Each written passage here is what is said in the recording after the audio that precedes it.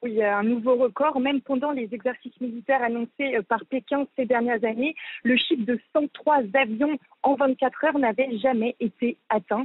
Cette fois-ci, aucune annonce de la Chine et pourtant c'est une armada que la Chine déploie dans la région depuis plusieurs jours.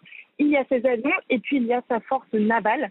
La semaine dernière, la Chine a battu un autre record avec plus de 20 navires de guerre chinois qui se sont entraînés dans les mers autour de Taïwan, dont une pièce majeure de cet arsenal, le porte-avions chinois, le Shandong. Le ministère de la Défense taïwanais a ce matin affirmé que le Parti communiste chinois continue son harcèlement militaire et a demandé à Pékin de cesser immédiatement ses actions unilatérales destructives.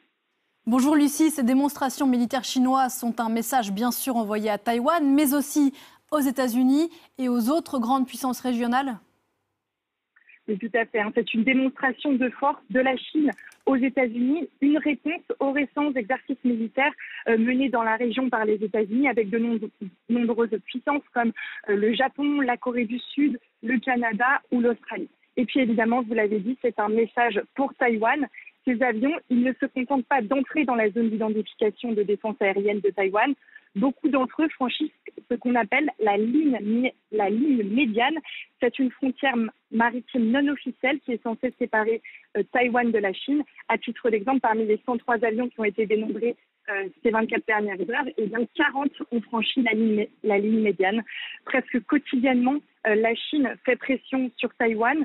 C'est une île de 23 millions d'habitants, avec un système démocratique, avec ses propres institutions. Mais la Chine estime que cela fait partie de son territoire et qu'elle la récupérerait par la force, s'il le faut. À 4 mois des élections présidentielles taïwanaises, avec ce renouveau record, eh bien Pékin cherche à influencer le résultat de l'élection.